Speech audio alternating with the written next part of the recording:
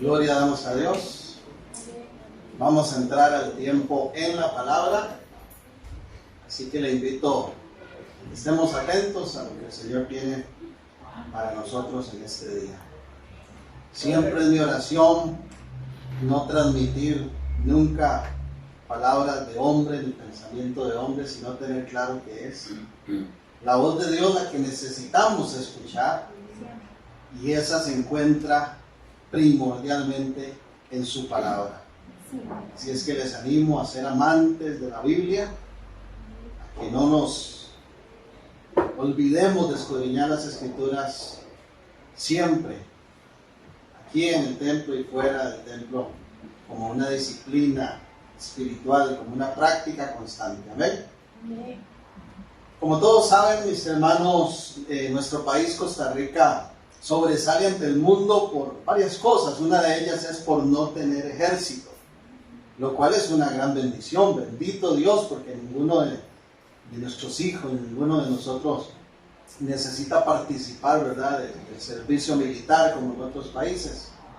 Sin embargo, en el ámbito de lo espiritual, cada uno de nosotros pertenece al reino de los cielos.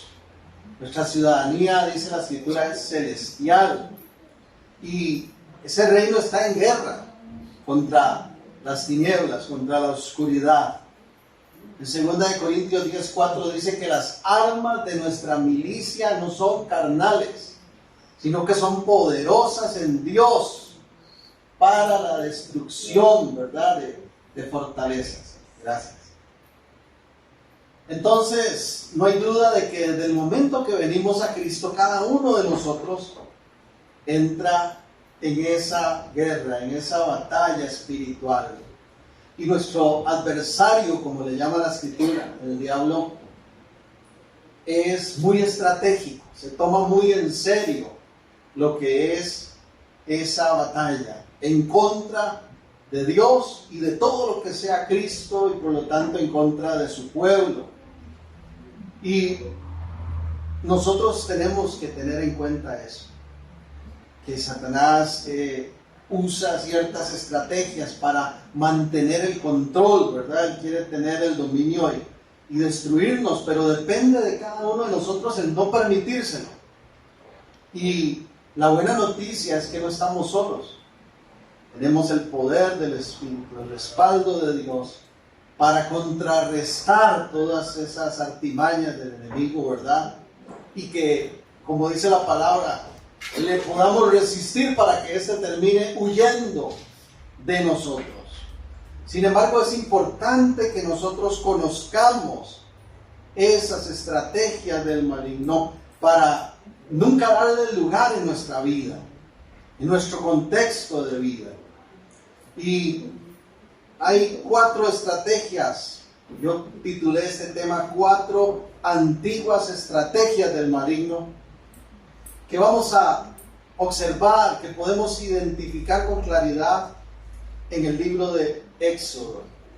Así que voy a pedirle que si tiene allí su Biblia a mano, por favor, busque Éxodo en el capítulo 8.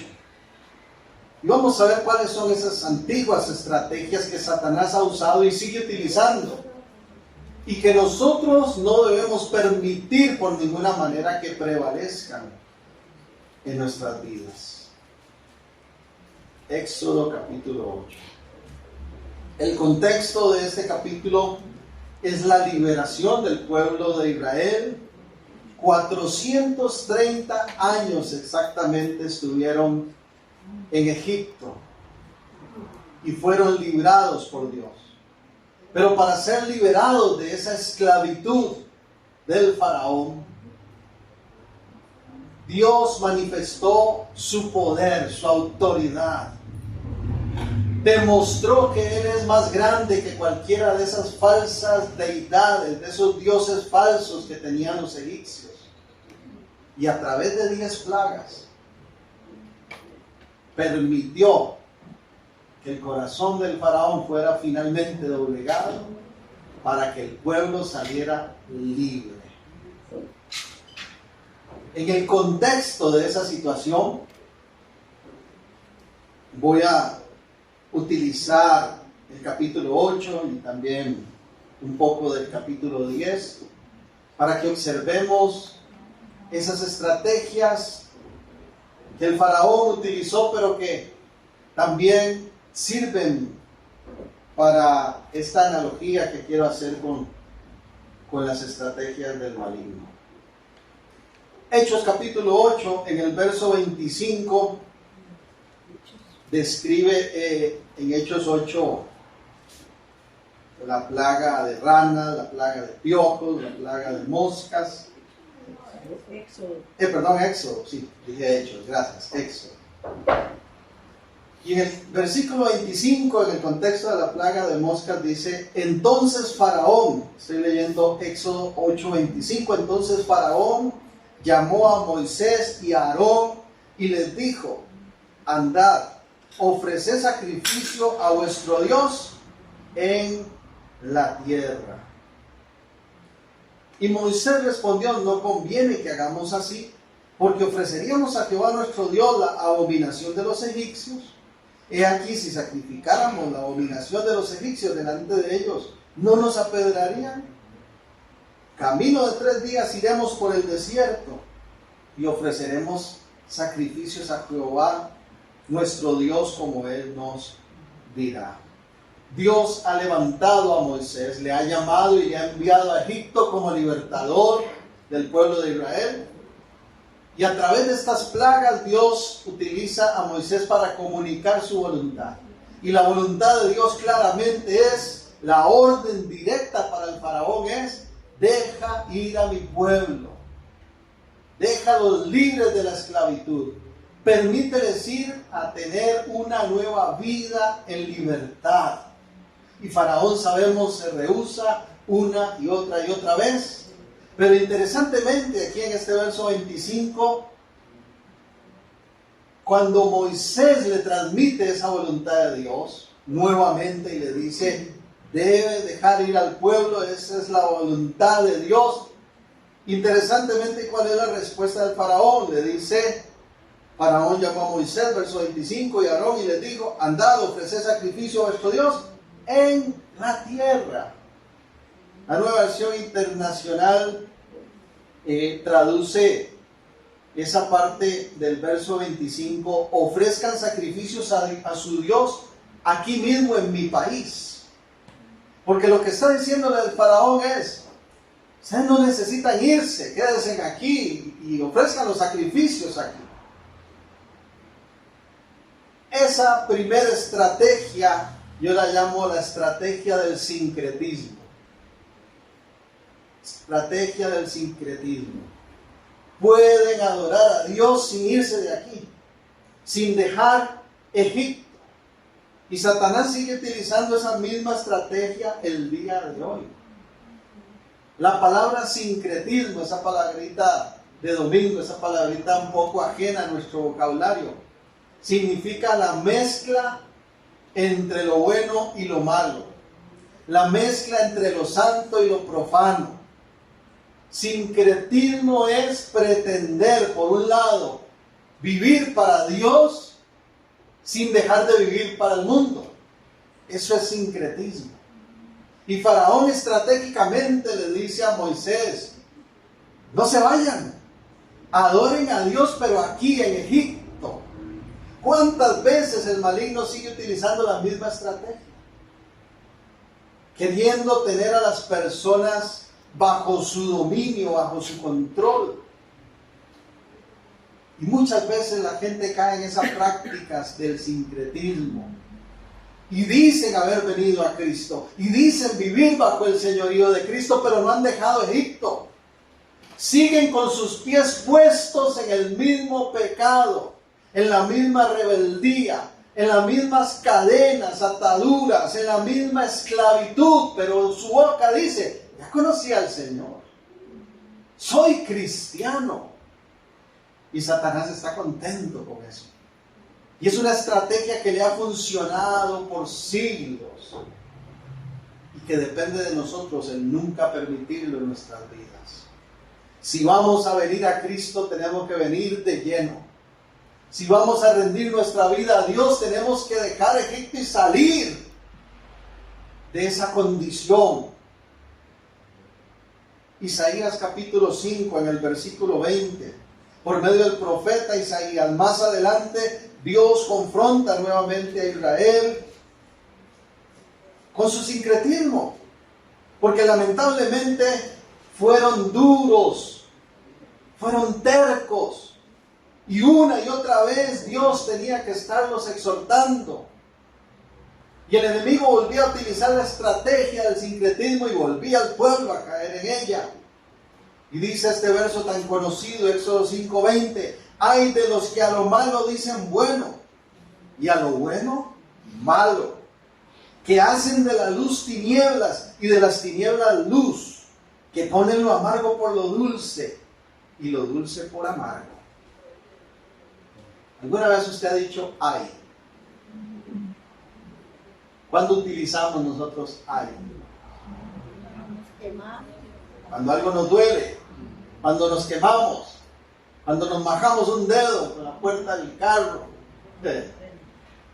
cuando nos herimos de alguna manera, decimos ay, o cuando sufrimos, nos jalamos una torta. Esta palabrita tan pequeña en la Biblia es muy fuerte. Tan es así que los juicios que Dios va a manifestar sobre la humanidad rebelde, el libro de Apocalipsis dice que hay una serie de ayes. Porque el ay es un terrible dolor, un terrible sufrimiento. Y cuando Dios por medio del profeta Isaías dice, ay de los que a lo bueno llaman malo y a lo malo llaman bueno, está diciendo, pobrecitos ustedes, si siguen en esa terquedad lo que les aguarda.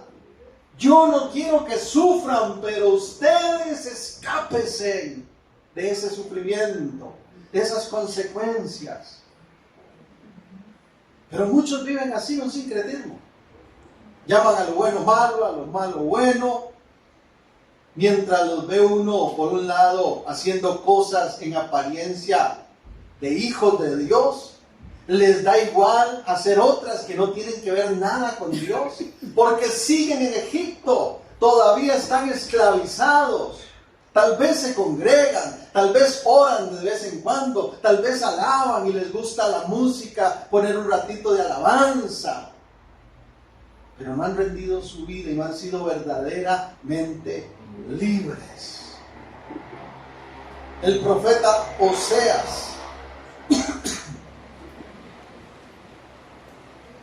vuelve a hacer una declaración en el capítulo 7, en el versículo 8. Una fuerte declaración. Efraín se ha mezclado con los demás pueblos. Efraín fue torta no volteada. Es interesante, ¿no? Vea el ejemplo que Dios pone a Israel.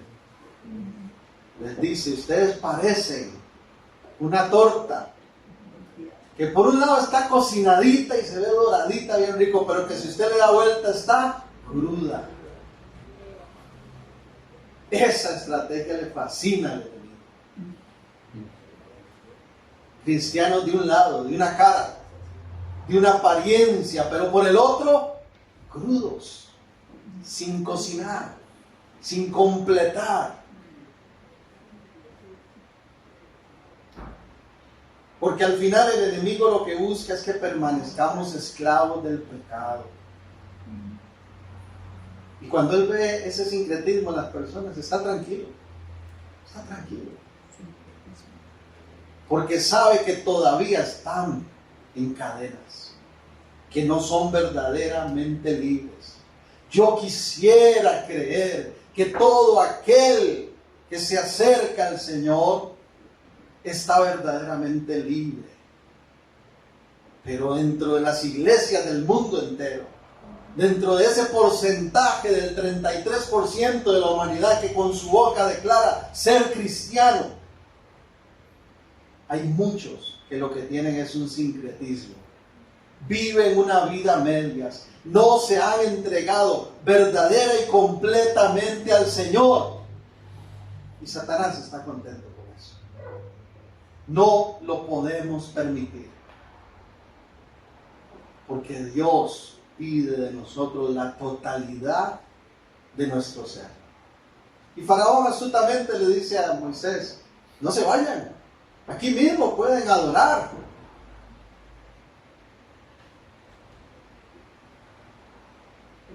Hay ladrones que antes de ir a robar, ahora, Señor, acompáñame, que no me agarre la policía. Hay adúlteros que antes de fornicar dicen: Señor, que no me jale una torta, que no quede embarazada. Y oran por eso.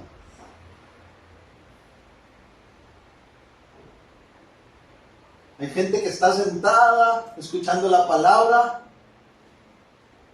y en su mente está pensando: ahora a tal hora tengo tal fiesta. Qué bueno va a estar eso. La mezcla de lo bueno y lo malo, lo santo y lo profano.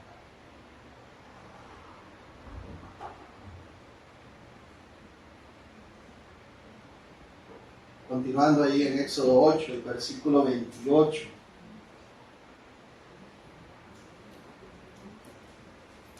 Vamos a Éxodo.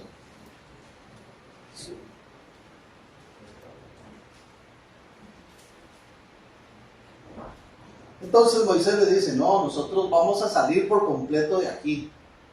Y cuando ya llevemos 3 días de camino, ahí es donde nos vamos a detener a adorar al Señor, pero no aquí. Verso 28.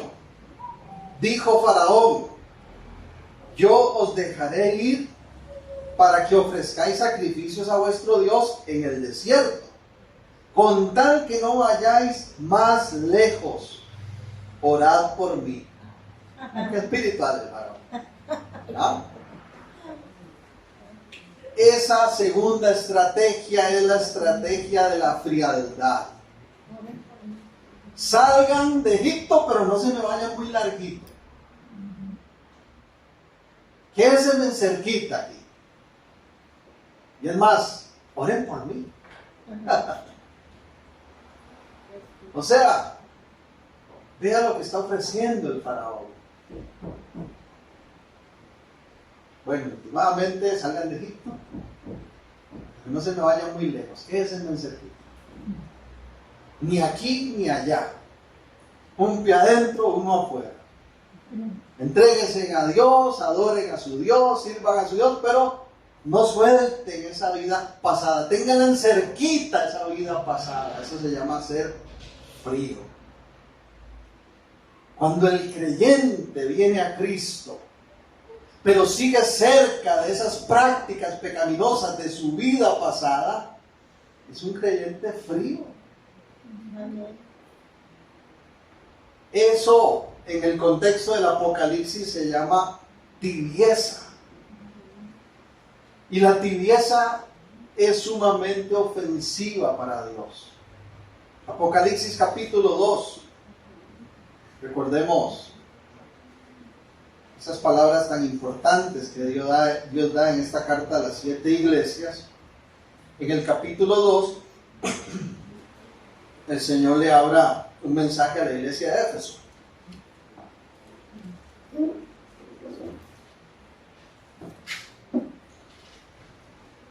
Escribe al ángel de la iglesia en Éfeso, el que tiene las 7 estrellas en su diestra, el que anda en medio de los 7 candeleros de oro, dice esto. Apocalipsis 2, verso 2. Yo conozco tus obras y tu arduo trabajo y paciencia, y que no puedes soportar a los malos, y has probado a los que dicen ser apóstoles y no lo son, y los has hallado mentirosos. Y has sufrido, y has tenido paciencia, y has trabajado arduamente por amor de mi nombre, y no has desmayado. Pero tengo contra ti que has dejado tu primer amor.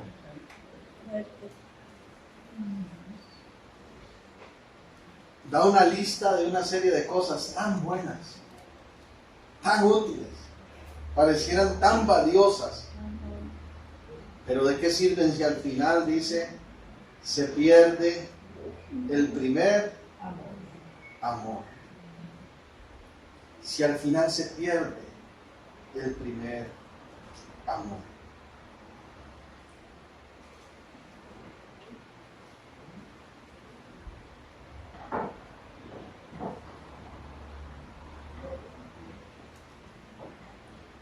Vuelve el Señor a escribir. Es muy amplio, ¿verdad?, el tema de las cartas, pero observemos ahora el capítulo 4 en el versículo 14. Y escribe el ángel de la iglesia en la Odisea. He aquí el amén, el testigo fiel y verdadero, el principio de la creación de Dios, dice esto. Apocalipsis 3:15. Yo conozco tus obras, que ni eres frío ni caliente. Ojalá fueses frío o caliente, pero por cuanto eres tibio y no frío ni caliente, te vomitaré de mi boca. Vea qué palabras más fuertes. Yo ando una botella de agua ahí en el carro. Siempre me gusta estar tomando agua más con estos calores.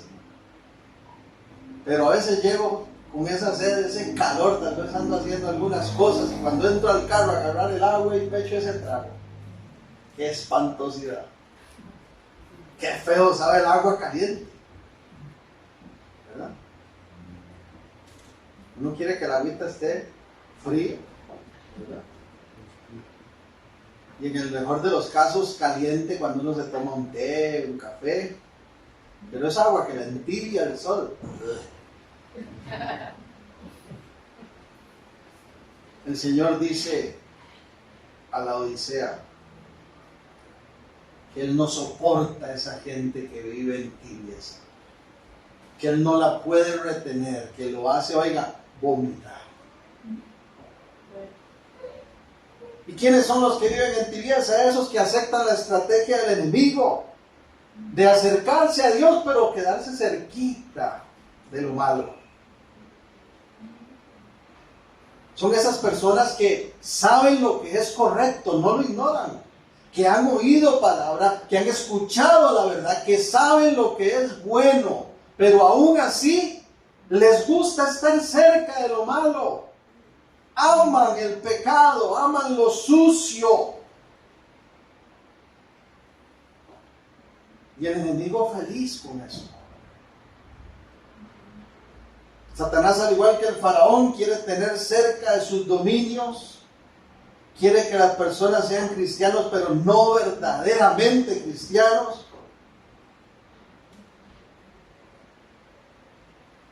El enemigo quiere que no te metas de lleno para que no avances. Ese es el objetivo. En 2 Corintios 5:17 dice la Escritura, de modo que si alguno está en Cristo, nueva criatura es. Una nueva creación por completo, un nuevo ser. Porque cuando estamos en Cristo, nacemos de nuevo. Qué bonito, qué privilegio. ¿Cuántas personas desearían rehacer su vida, empezar de cero? Y no pueden. En el ámbito de lo espiritual eso es posible. Al venir a Cristo nacemos de nuevo, borrón y cuenta nueva.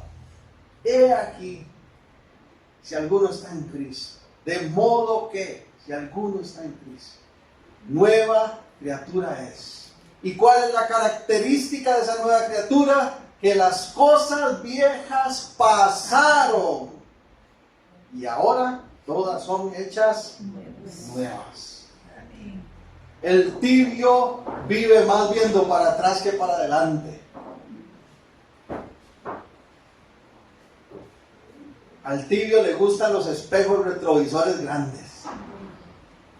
Los que tenemos carro, ¿verdad? Tenemos un espejito retrovisor para cuando ocupamos ver para atrás. Al tibio le gusta poner un espejo retrovisor bien grande. Le gusta estar viendo para atrás. Le gusta estar cerca de la vida pasada pecaminosa. No le interesa tanto ir hacia adelante en el Señor. Sigue aferrado a ese pasado. Sigue aferrado a esas prácticas. Y lo peor, en la mayoría de los casos, disfruta, se deleita y está conforme con ese estilo de vida. Cuando recibe palabra, cuando recibe exhortación, sus oídos están cerrados. Su corazón está duro. Porque ama la tibieza. Pero el Señor abomina la tibieza. Y esa estrategia de frialdad es algo que el enemigo sigue utilizando. Mateo 22, versículo 37.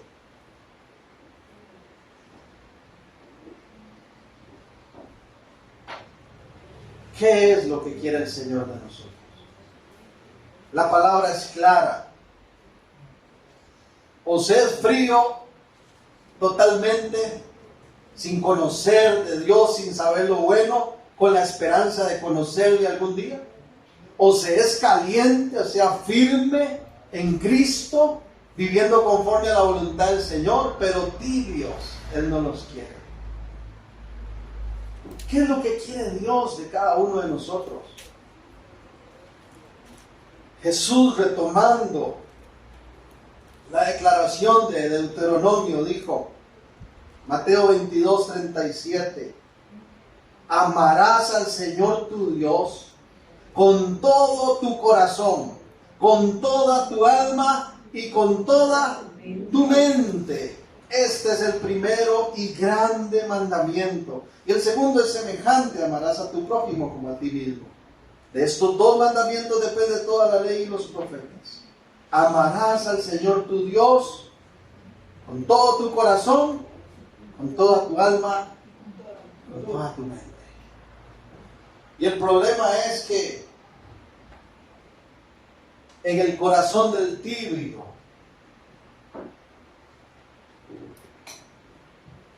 no hay espacio para Dios. Porque quiere estar tan cerca de lo malo que va corriendo a Dios de su corazón. Y lo va corriendo y le va dejando una orillita hasta que lo botó de la silla. Ese es el riesgo que se corre. Esa es la advertencia que Dios nos hace. Esa es la estrategia que Satanás usa y le funciona.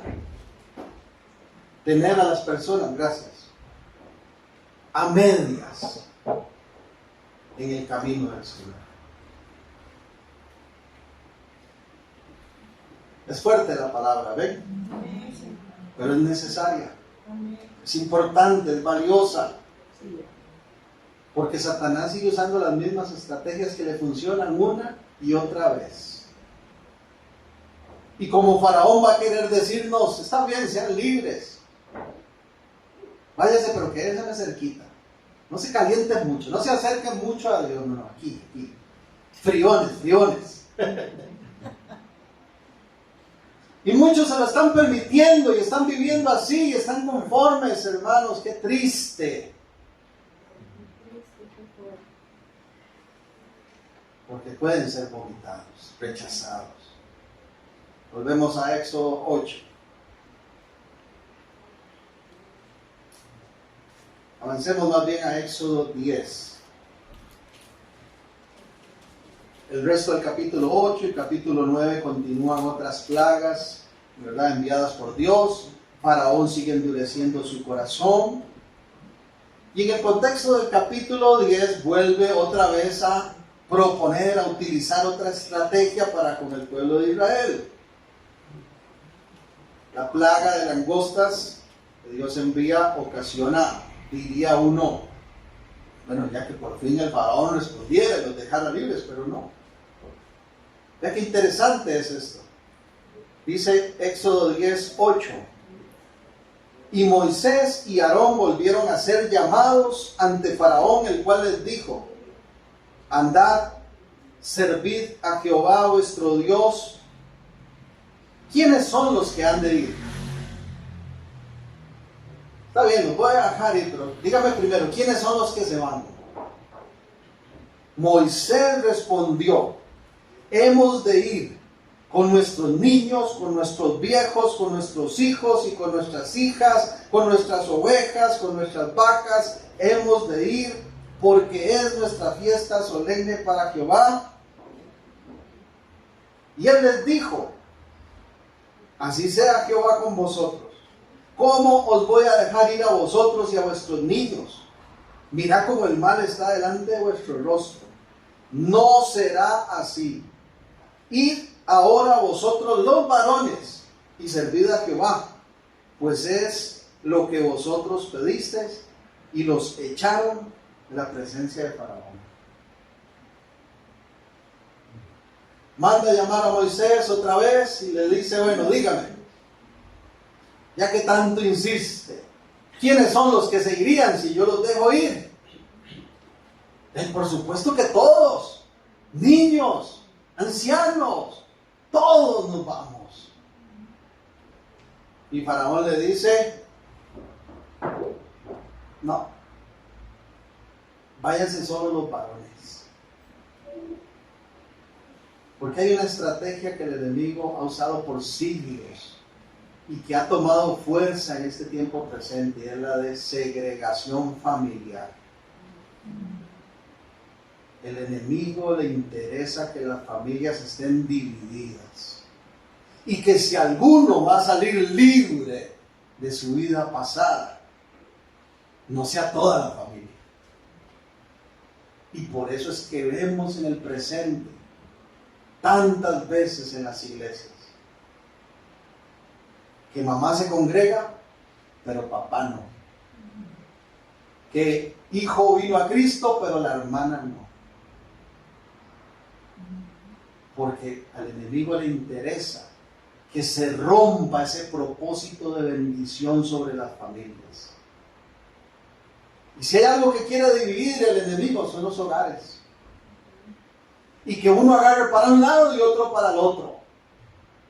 Y constantemente usa esa estrategia. Y entonces hay personas que entregan su vida a Cristo y quieren perseverar en la fe. Tal vez una mujer, pero su esposo empieza: no quiero que vayas, no se congregue. ¿Qué hace tanto ahí metida? O a veces es el varón el que viene a Cristo y la esposa la que estorba. Seguro le gusta alguna hermanita por ahí. O increíble, hijos que tienen una vida destruida, desordenada, en vicios, en desenfreno, no levantan cabeza, tienen un encuentro con Cristo, son liberados, son transformados, son sacados de Egipto, hermanos, increíble, y sus padres prefieren que siguieran como antes, porque están traicionando la fe de nuestros antepasados. Estrategia del enemigo. Porque Satanás sabe que el propósito de Dios siempre ha sido familiar. Al igual que Faraón, el enemigo va a estar muy feliz cuando la familia se separa, cuando no todos los miembros del hogar perseveran en Cristo. Siempre ha utilizado esa estrategia. Porque Él no quiere que seamos partícipes de la bendición de Dios. En Génesis 12, versículos del 1 al 3, Dios le dice a Abraham: deja esta tierra, a la tierra que te mostraré. Le promete una tierra, pero le dice algo muy importante: en ti serán benditas. ¿Todas qué? ¿Todas qué? Hagámoslo ahí, 12:3.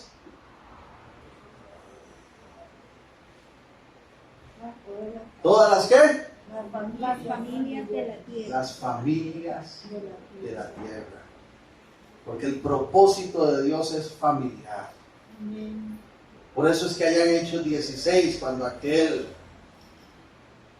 servidor romano, ¿verdad?, se admira por lo que Dios hace con Pablo y Silas, me pregunta: ¿qué tengo que hacer? La respuesta es: cree en el Señor Jesucristo y serás salvo tú y tu casa. Porque el propósito de Dios no es tú únicamente. El propósito de Dios eres tú y tu casa. Vuelva a ver al que está a la par y dígale: el propósito de Dios eres tú y tu casa.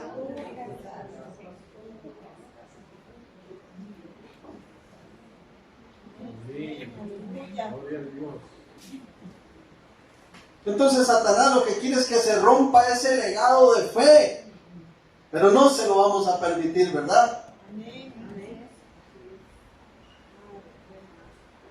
Más adelante, Moisés es llamado por Dios. Josué es levantado como sucesor.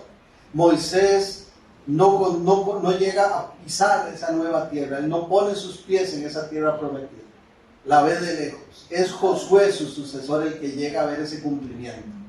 Pero antes de entrar a esa tierra prometida, ya después de haber sido libres por completo de Egipto, Josué tiene ahora una nueva generación.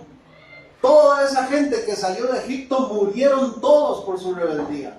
Y solamente quedaron Josué y Caleb. Y el resto es toda una nueva generación. Y cuando van a entrar a esa tierra, Josué hace un gran discurso final y les dice: miren, así está la cosa. Hay 3 direcciones. Se las comento de parte de Dios para que elijan. Si ustedes quieren en esta tierra que Dios nos ha entregado, pueden vivir a la manera que aprendieron sus papás cuando vivían en Egipto, con todos esos dioses falsos y todo lo que había en Egipto. Segunda opción: si ustedes quieren, pueden vivir aquí y copiar el modelo de los pueblos que hay alrededor, que son paganos. Pero en tercer lugar, y la opción que yo escojo, dice Josué 24:15, yo y mi casa serviremos a Jehová. Y Satanás ha usado y quiere seguir usando la estrategia de segregación familiar. Y cuando él ve que los hijos se apartan, hasta que aplaude. Y cuando él ve que los matrimonios se separan, hasta que aplaude. Y cuando él ve que se le abre la puerta del pecado dentro de los hogares, aplaude. Pero tú y yo tenemos que ser celosos de lo que ocurre al interior de nuestro hogar y del legado de fe que estamos transmitiendo. Amén. Aunque caigamos mal. Amén. Porque así es. En algún momento de mi vida, mis padres tuvieron que caerme mal. Ahora yo tengo que caerle mal a mis hijos en algunos momentos de su vida. Porque tengo que cuidar celosamente el legado de bendición que Dios ha transmitido a mi familia.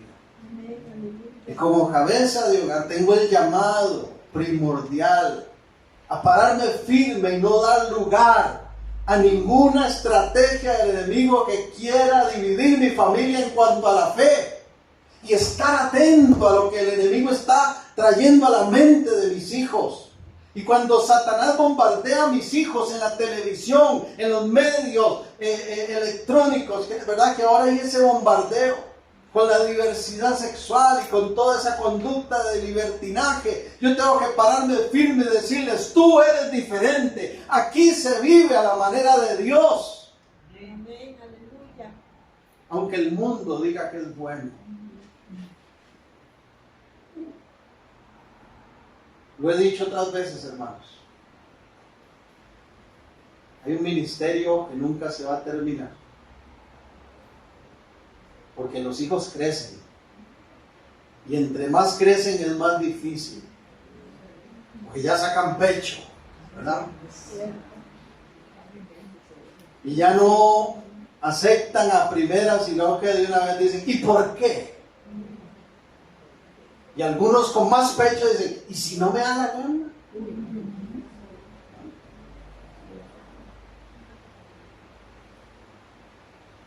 pero yo tengo que seguir estorbando. Y aunque los hijos crezcan, yo debo estorbar. Y dice la palabra que aún incluso aunque sean ya adultos, tengo que estorbarles. Y no dar lugar al diablo a que mi familia se segregue. Y que resulta ser que mis hijos que siempre fueron conmigo, que siempre caminaron conmigo en la fe, de pronto ya no quieren nada con Dios. Y entonces yo diga como la sociedad, déjenlos que escojan, que sean felices, viva su vida y déjenlos vivir. No, no, jamás. Amo al Señor, tengo temor de Dios y te amo a ti. Quiero que temas a Dios para que vivas feliz aquí, pero que vivas eternamente libre. Hay que trabajar duro en eso. Pero cuando le abrimos las puertas al pecado, hermanos, y dejamos que lo incorrecto se vuelva normal, tendremos que darle cuentas a Dios. No solo yo como varón, mi esposa también. Y todos en casa, porque tenemos que levantar la bandera de Dios en nuestro hogar, desde el más pequeño hasta el más grande. Pero por supuesto que somos los primeros responsables. ¿Recuerdan el ejemplo de Elí, el sacerdote? ¿Cuál fue el problema con Elí? Dios se lo dijo claramente. Primera de Samuel, hermano, proyectenme ahí por favor, capítulo 3, versículos 12 y 13. Primera de Samuel 12 y 13.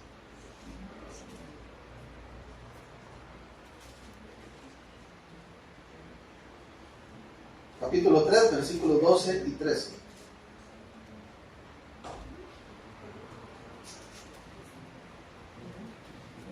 Aquel día, oiga lo que dice el Señor: yo cumpliré contra Elí todas las cosas que he dicho sobre su casa, desde el principio hasta el fin, y le mostraré que yo juzgaré su casa para siempre, por la iniquidad que él sabe. Número uno, uno sabe cuando los hijos están en iniquidad. Uno sabe cuando los hijos están practicando lo malo. Uno sabe lo que agrada a Dios y lo que no. Y en eso todos estamos claros. Y Elí estaba claro. Dios le dice, déjese de cuentos. Usted sabe que sus hijos están mal. Porque sus hijos han blasfemado a Dios y Él no los ha estorbado. ¿Por qué viene esa reprensión sobre Elí, que es una de las muertes más vergonzosas y sin sentido que hay en la Biblia? Le dejo de tarea que continúe leyendo ahí 1 Samuel. Elí muere de la manera más vergonzosa, ridícula, con menos honor que se puede imaginar cualquiera. Castigado por Dios. ¿Por qué? Porque no estorbó a sus hijos. ¿Y cuál es la culpa que él tiene? Que sabía, que conocía, que no podía decir, señores, que pecaron a escondidas mías. Señores, que se portan mal ahí cuando andan por allá, pero yo no sé. Él es el incapaz de la mamá. No, hermanos, uno sabe cuando andan mal, uno lo sabe. Y dice el Señor, tienes que estorbarles. ¿Sabe qué era el problema con los hijos de Elí? Que llegaron al punto, hermanos, de blasfemar contra Dios. Porque en el propio lugar de, ¿verdad?, de honor, de respeto, de santidad de Dios, en el propio templo, hacían actos inmorales con mujeres. Fornicaban en el templo. Y uno dice, uy, en el templo. Pero igual, fornicar en el motel, fornicar en la casa de la pareja, fornicar en el cuarto del compañero del trabajo, fornicar en cualquier lugar va a ser igual de pecado para Dios. Y peor aún, si se fornica en nuestra propia casa. ¿Cómo es posible, hermanos? Porque se le ha abierto las puertas a que Satanás active esa estrategia. Y lo que Satanás está haciendo es dividir la familia en cuanto a la fe, destruir la fe de nuestro hogar. No crea que él viene solo contra su hijo, contra su hija. o contra el esposo, no viene contra todos. Él quiere que el pecado entre para que toda la familia se impacte de esa corrupción. Pero no se lo vamos a permitir, ¿verdad? Estorbar. En el hebreo original, ¿sabe cómo se traduce? Refrenado. De hecho, algunas versiones hacen eso. Dios culpó a Elí porque no refrenó la conducta de sus hijos. ¿Y qué es refrenar? Ponerle un alto. No más aquí. No más aquí. Allá usted lo que va a hacer fuera de aquí que yo no me doy cuenta, pero lo que yo conozco de tu vida no te lo voy a permitir. Te estorbo una y otra vez. ¿Te caigo mal? Sí. Pero te amo. Quiero que seas libre de Egipto. Quiero que conozcas la vida verdadera de libertad. Quiero que un día entres a la tierra prometida con Cristo, el mejor estilo de vida que nos aguarda.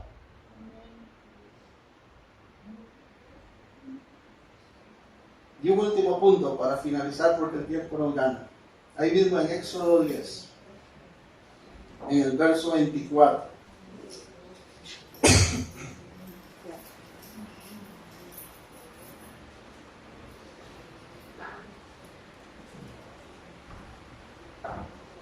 Aún Faraón sigue duro, no deja ir al pueblo. Dios envía oscuridad, tinieblas a Egipto. Y él vuelve a manifestar otra estrategia. 10, 24 de Éxodo, 24 y 25. Entonces Faraón hizo llamar a Moisés, otra vez lo manda a llamar y le dice: id, servid a Jehová, solamente queden vuestras ovejas y vuestras vacas, vayan también vuestros niños. Está bien, váyase. No solo los varones, como dice usted, llévense los niños, llévense los ancianos, váyanse todos. Pero no se me llevan el ganado, lo dejan aquí. ¿Qué importancia tiene eso? Cualquiera diría, después de 400 años, de 30 años de esclavitud, yo me voy a que sea sin vacas. Pero ¿por qué esto es tan importante? Verso 25. Moisés respondió: tú también nos darás sacrificios y holocaustos que sacrifiquemos a Jehová nuestro Dios.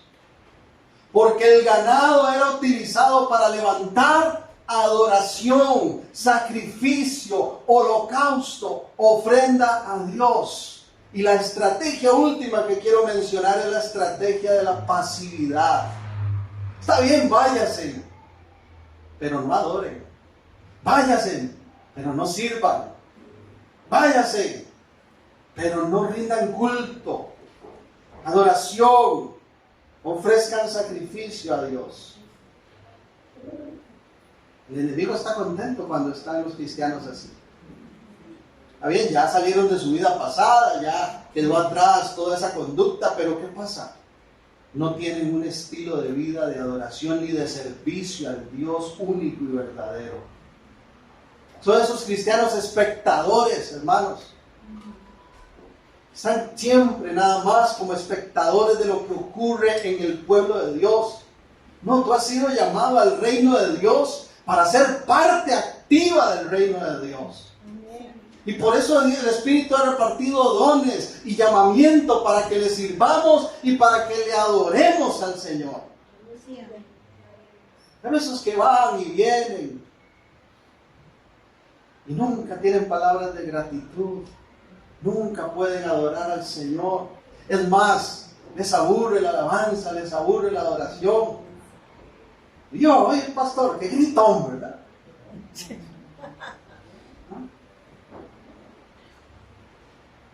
Juan 4 dice que el Padre busca adoradores que le adoren en espíritu y en verdad. Moisés dice: ni crea usted que vamos a irnos libres, pero sin rendir holocausto, sacrificio, adoración, ofrenda al Dios vivo. No. Él merece lo mejor de nosotros. Él merece que le sirvamos como Él pide, que le adoremos como Él pide. ¿Cuántos dicen amén a eso? Santiago 4:17 dice, porque al que sabe hacer lo bueno y no lo hace, le es pecado. Ya sabemos lo que es bueno. Santiago 4:17, hermano, para ver si no me equivoco.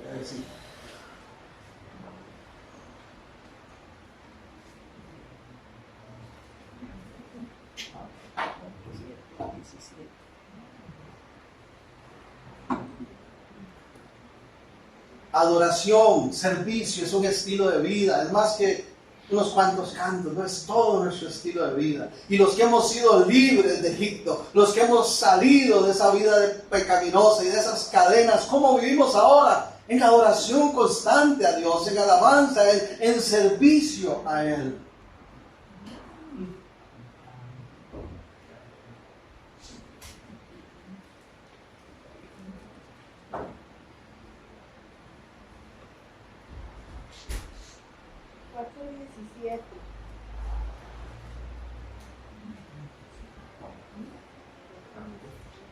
Y el que sabe hacer lo bueno y no lo hace, le es pecado.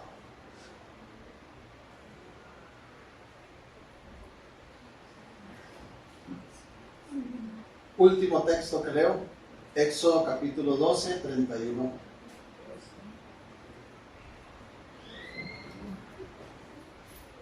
Porque al final de todo sabemos que Faraón deja libre al pueblo. E hizo llamar a Moisés y a Aarón de noche y les dijo, salid en medio de mi pueblo vosotros los hijos de Israel y servid a Jehová como habéis dicho, tomad también vuestras ovejas, vuestras vacas como habéis dicho, idos, bendecidme también a mí. Y dice el 36, y Jehová dio gracia al pueblo delante de los egipcios y les dieron cuanto pedían, así despojaron a los egipcios. El maligno sigue intentando destruirnos con sus mismas estrategias. Pero ¿qué pasó al final?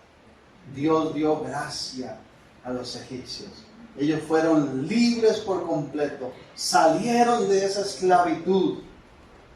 Y lo que hemos dicho hoy es que el enemigo quiere que vivamos en un sincretismo, pretendiendo vivir diciendo que somos cristianos, pero sin salir del mundo. Viviendo una doble vida entre Dios y el pecado. Esa estrategia le agrada. Quiere que seamos cristianos tibios, que vivamos esa tibieza espiritual, que no nos metamos de lleno en las cosas de Dios. El maligno quiere, de ser posible, si acaso uno o nadie de nuestra familia venga verdaderamente a Cristo, pero Dios quiere que todos en nuestro hogar perseveremos. El maligno quiere que si decidimos vivir para Cristo, entonces seamos cristianos pasivos, que no adoren, que no sirvan, que no se involucren, que no honren al Señor en su vida, sino que vivan como espectadores de la fe, viendo a otros servir, viendo a otros crecer, viendo a otros madurar, viendo a otros desarrollarse en Cristo. Pero no se lo vamos a permitir. Póngase de pie, por favor. En el nombre de Jesús, todas esas antiguas estrategias se caen. ¿Ven? Amén. Porque nosotros vamos a permanecer firmes. Amén. Adelante en el Señor, viviendo en la verdadera voluntad. ¿Cuántos dicen amén a eso? Amén.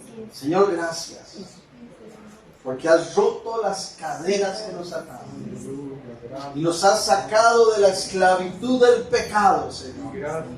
Y aunque el enemigo ha utilizado y sigue utilizando todas las estrategias posibles para destruirnos a nosotros y nuestras familias, seguimos en pie, porque tu diestra nos ha sostenido, Señor. No queremos alejarnos de ti jamás.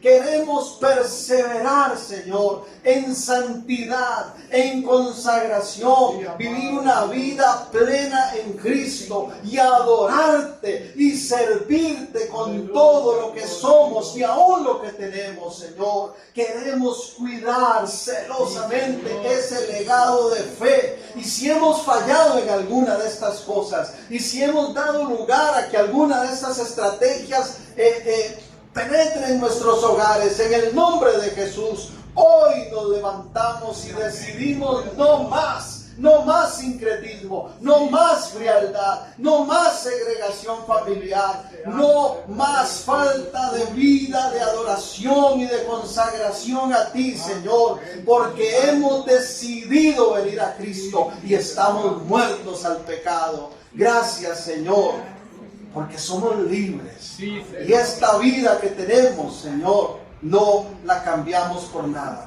Y aunque no somos perfectos y seguimos con estas luchas, contamos con tu ayuda, con tu espíritu que nos hace avanzar. Gracias, Señor, porque seguimos adelante. Y esta palabra, Señor, siga corriendo, siga ministrando los corazones, las mentes, Señor, y que sea recibida, Señor, como en una buena tierra para que fructifique para bien y para gloria de tu nombre.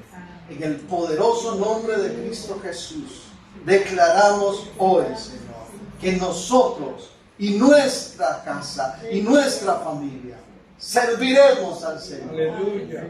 Amén y amén. Que Dios les continúe bendiciendo, mis hermanos. Si puede acompañarnos, martes 7 p.m. en oración. Y vamos a hacer esta declaración.